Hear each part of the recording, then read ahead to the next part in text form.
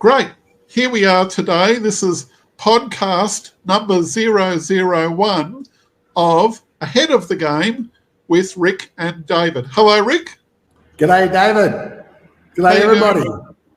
I'm fit, and how are you going, everyone? Yeah, great. That's good. Look, thank you, Rick, for being a part of this joint venture. And today we're going to be talking about your book that you wrote some time back, which was titled How to Get People to Give You Money. And I wanted to explore essentially just three things about it. What was the background of what was the sparking idea that you got it going? Yep. Number two, any particular key stories that are standouts that, made you write that book and that you really want to communicate? And any parting messages you'd like to give to everyone. We're going to do that all in about 25 to 29 minutes. Off we go. Right, okay. All right. Well, what made me write the book at the very beginning was the book like this has never been written before. And it boils down to the assumption that, David, when you and I grew up, the way we learned how to communicate in either business or with the opposite sex was when we were small kids. We used to play in the front yard, we used to play in the backyard, and we used to play with the other kids on the street. And whether we liked it or not, that's how we learned how to communicate with other men and how we used to communicate with other women.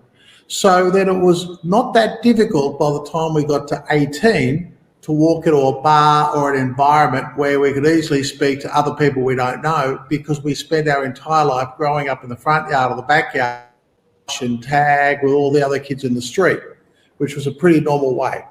Well, this all changed for the newer generations. The newer generations, they don't play in the front yard and they don't play in the backyard. What they do is they learn how to communicate on computers, email, Atari, joysticks, little devices like this, and they actually don't grow up with the same interaction. Now, this means two disastrous things happen by the time they're 18. Firstly, when they try to have an interaction with the opposite sex, we have this thing called binge drinking.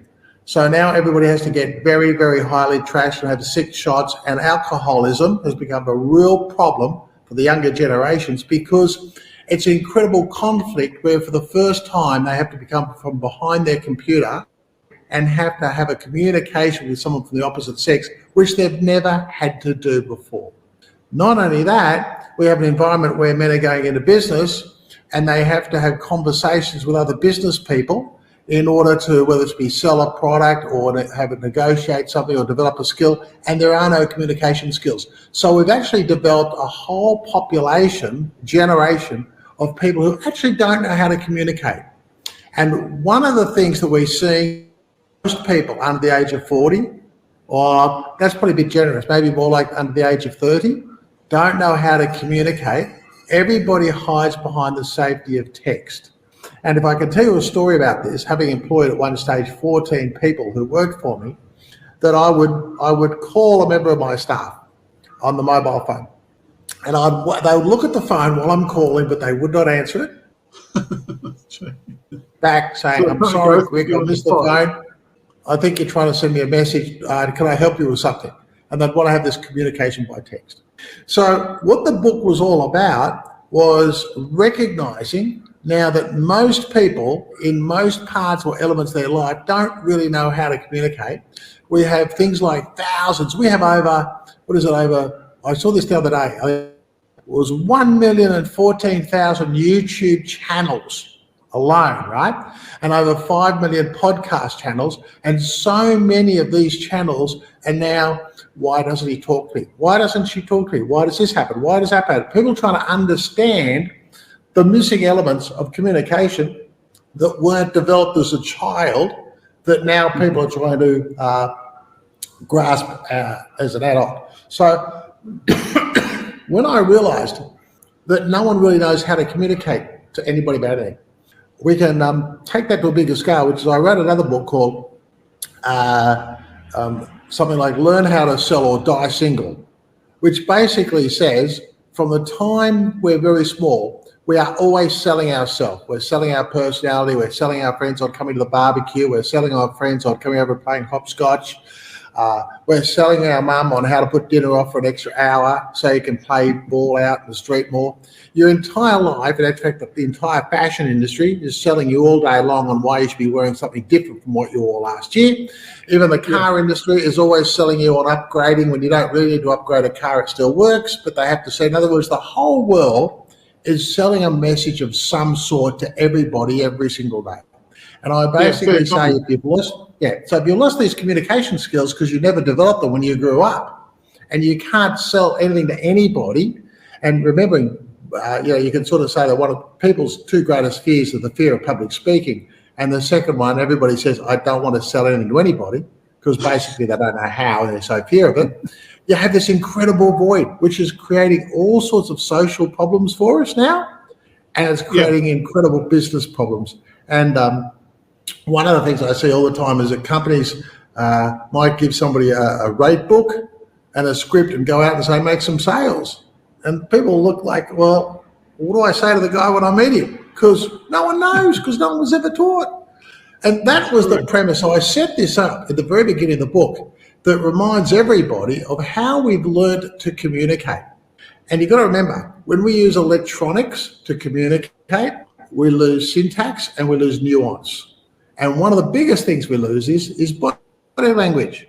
Because when we do communicate, 7% is words, 38% is the tonality of those words, and 55% are the signals that we subconsciously pick up through body language. So when we're all winning these, we're not developing these skills. So, when we're playing hopscotch and Johnny doesn't want to play or Susan doesn't want to play, I'm subconsciously at the age of 7 or 8, I'm reading these subconscious gestures, picking up how people look or their eyes are when they don't want to do something or do want to do something, or they're anxious or they're happy or they're sad. So these are all things that are developed by the body that we have.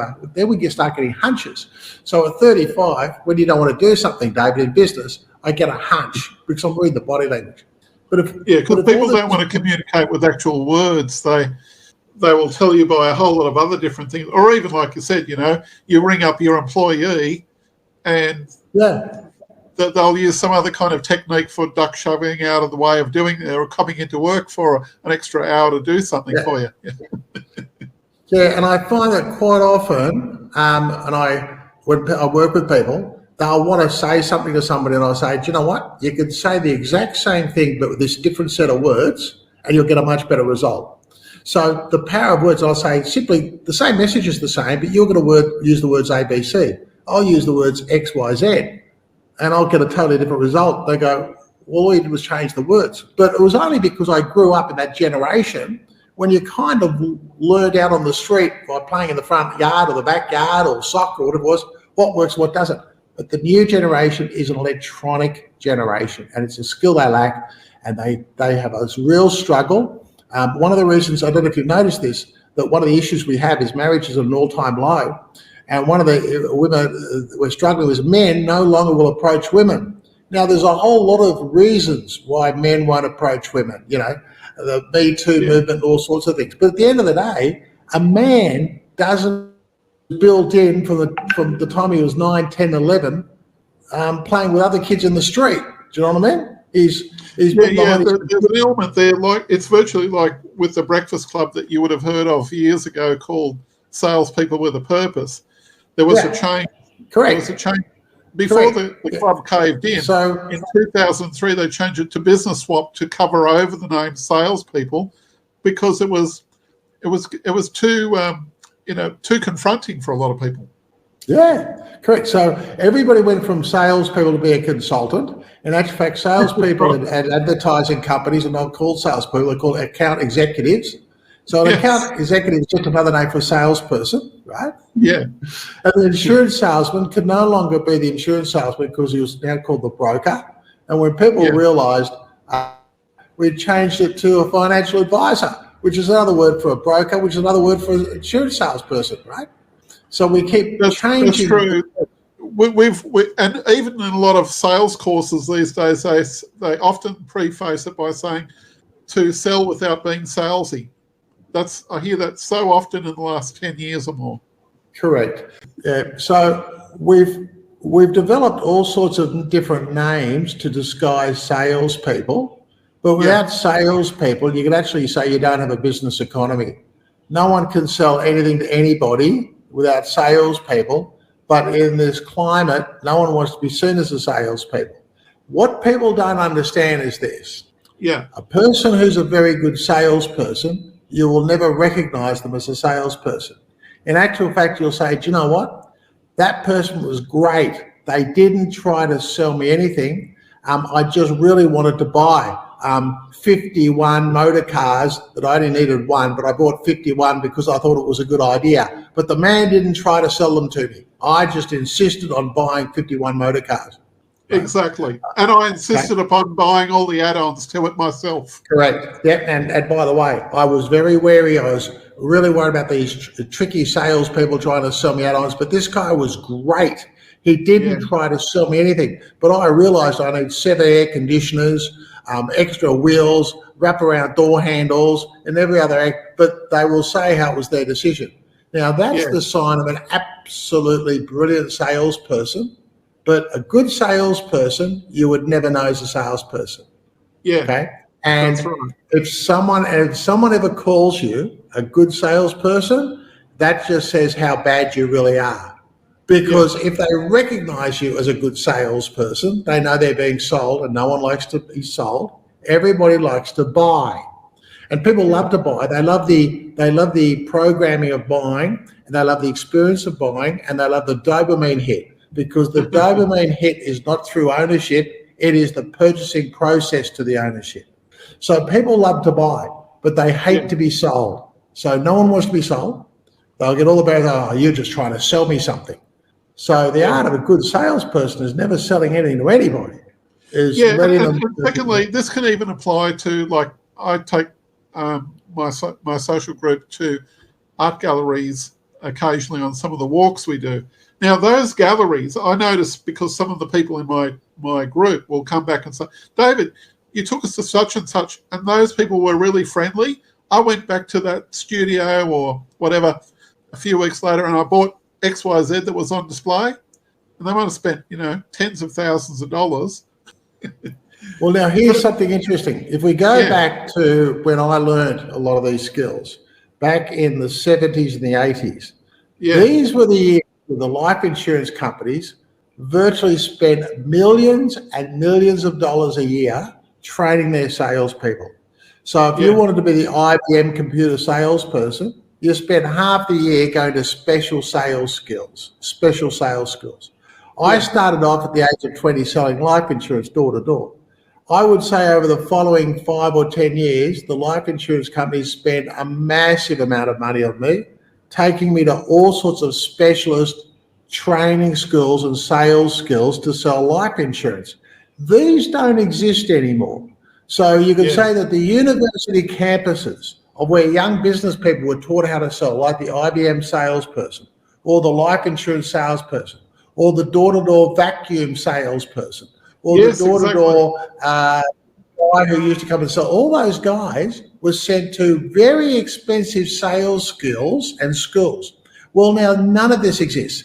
The only thing you can do now is get some sort of a rate book and a rate chart and told to buy a course off the internet from somebody who knows something about something. And one of the things I find myself doing, quite accidentally actually, is sometimes watching the stuff on YouTube, and I can listen to the language pattern, and I kind of pretty well know what's going to come out of each person's mouth next, and find myself saying, well, you could have said it that way, but you would have got a better result if you said it this way. Do you know what I mean? And yet the other thing is too, one of the side benefits that society isn't aware of, all of those people who went through those sales, because I even did a brief stint at Legal & General for a short while, even though I'd done a lot of lead generation for insurance and financial planners. One thing I did discover is a lot of the people who'd been through the sales training, been top salespeople, somewhere down the track they'll resign from that company and they'll go out and start a very successful business. Now, where did they get the skills for a lot of that? From the insurance company or from the computer company or something like that. Those skills immediately transferred to them running a highly successful business in whatever chosen field they wanted to pivot themselves into afterwards. And they would stay in that for quite a long time. Well, what made me write the book with such a direct title which is how to get people to give you money. It's Everybody a very controversial title. Absolutely, yeah, was no one wants to ever mention the word sales. So everybody wants to be a consultant. Everybody wants to be an advisor. Everybody wants to be in marketing, but no one wants to be in sales.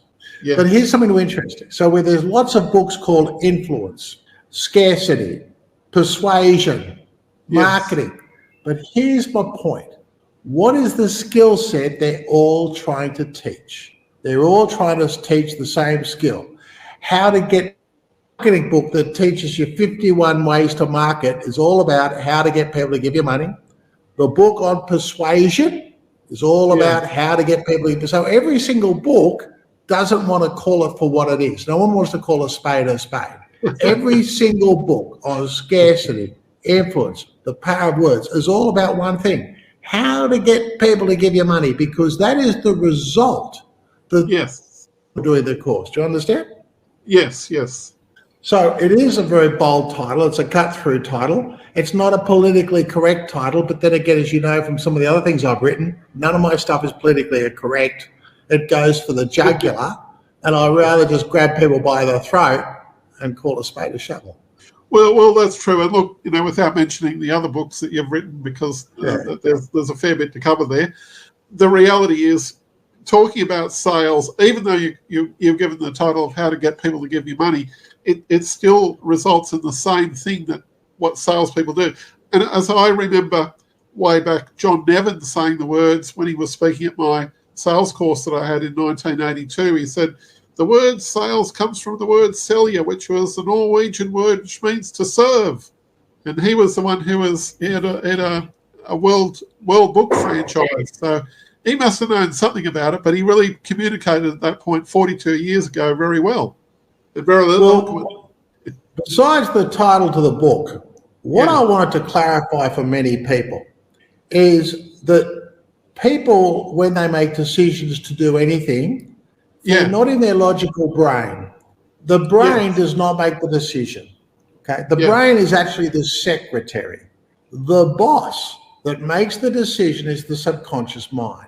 The subconscious gets a hunch about something, like I like that person, I think we should grab this product could be dangerous, let's go now. And it instructs the brain to find the mechanism with the arms and the legs and the mouth to communicate the fact that you want to grab that product quickly. So the brain is actually the secretary and the slave to the subconscious mind. Now, everybody writes their books about scarcity, this, that, and the next, to the conscious mind. But the conscious mind never makes the decision. Let me give an example about this. If I'm standing in someone's front door and they open the front door and I'm talking to them, the conscious mind would say, can I come in? And it's up to them to say yes or no. But if I understand the science and I teach to their subconscious mind, all I do is say nothing and start wiping my feet. As soon as I start wiping my feet, their eyes will see I'm wiping my feet. Their subconscious will mean, oh, I think I better invite this man in. And their subconscious will say to their conscious, say the words, come on in. Yes, please come on in. Only because the subconscious saw the wiping of my feet. Do you understand? Yeah. Right? So what happens is most of my book is actually a language pattern to the other person's subconscious mind that gets the person to do things and instruct their conscious mind to do things, which is actually their decision to do anything, not my decision. So when I was at a restaurant recently and I said to somebody, let me take you out for dinner, they said, great. And we got to the bill and they insisted on paying the bill. And we walked out and they said to me, I don't know how that happened. You were inviting me out for dinner, but for somehow I insisted on paying for it. I'm not too sure how that happened.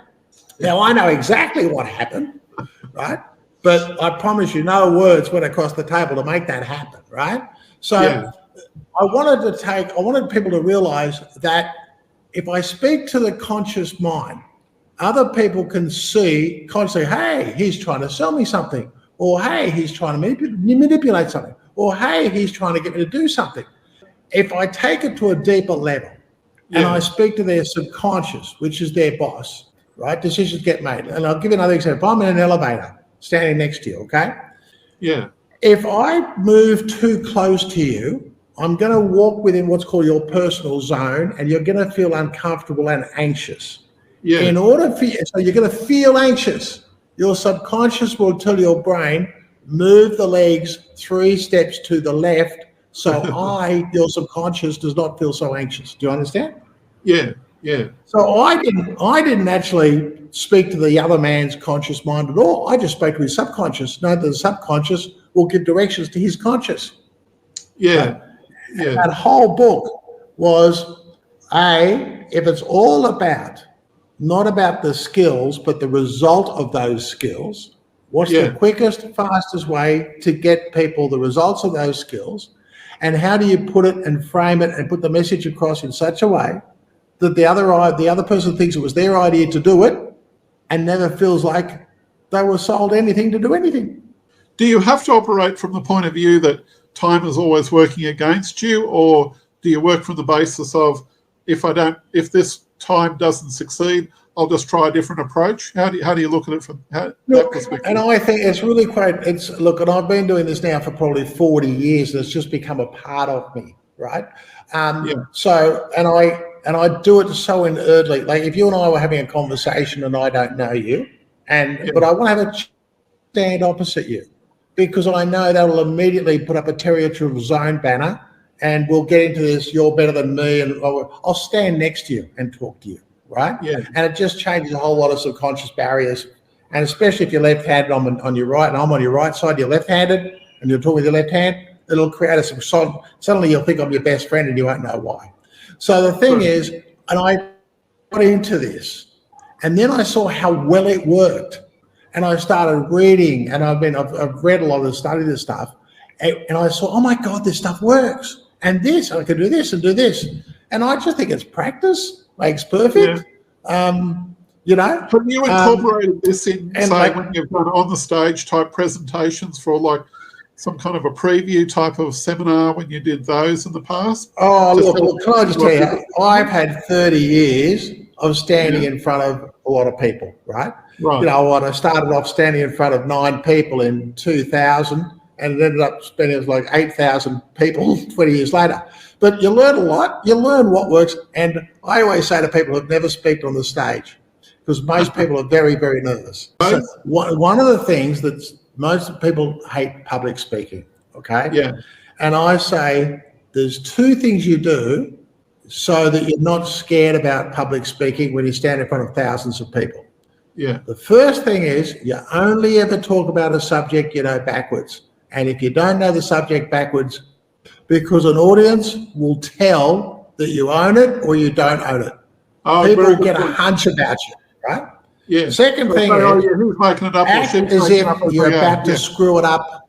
Yeah. And the second thing is don't walk out there like, oh my God, I hope I don't screw it up. Walk out there like I always do, like I'm about to screw this up. But if you guys are really good, you're going to get to see me like I'm going to screw this up, guys. I'm just not too sure in the next 90 minutes where I'm going to screw it up. And I think that brings a human element to this guy's just a guy.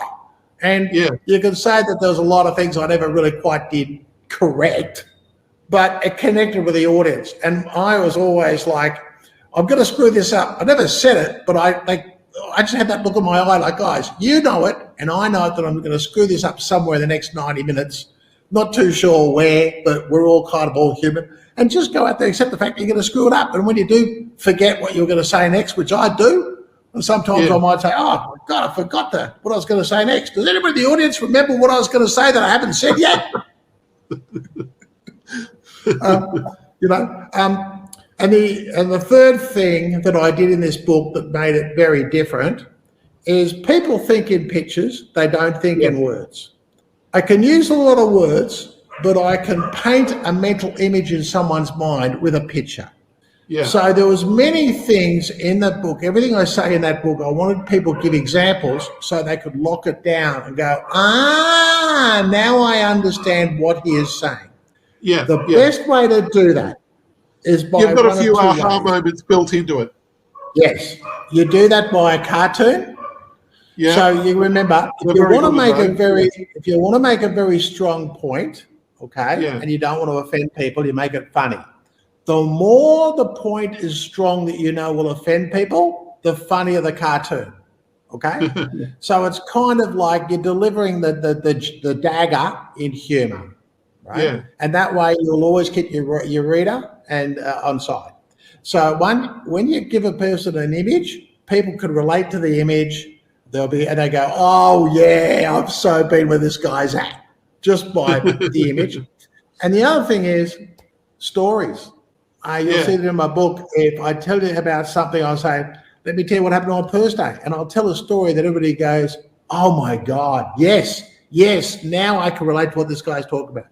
So, and I know that too, if you watch people in a bookshop, look at a book. They'll look at the front cover, they'll look at the back cover, they'll flip through the pages. And when they're flipping through the pages like this, they're asking themselves, is this going to be a hard read or is this going to be an easy read? And then they're going to make the decision whether or not to put it back on the shelf or take it to the front to pay for it. When they see it's full of cartoons all the way through, their brain goes, oh, this could be a fun read. I do agree. I did have that in one or two of my books, so I know what you mean. So if you've got, and I've gone through your book. It's very funny written. There's a lot of good, like before and after type photo or cartoons you've got in there. Yeah. So the formula for talking on stage or communicating with people writing a book, make it funny, back it with science, and tell stories. So it can be funny, but you've got to back it with science. Yeah, go ahead. One more minute to go. What would be probably, is this book available on Amazon? The book's available on Amazon. Okay. And you can either get the Kindle or get the hardcover, but I'm going to suggest you probably get the hardcover. The cartoons look better. That's right. Yes. Okay. Great. Super. Okay. Well, what I'll do, I'll just sign off at this point here, and we've got another one coming up in a week's time. So please pay attention to that. And now we're going to do it at the same time, David, or you want to change the time? Hang on. I'll just end the stream first. Hold on. Thank you once again for a great session there. Rick. We'll be back again next week, and I've got a new guest lined up for next week, but that will be revealed very soon. So thank you once again. Well.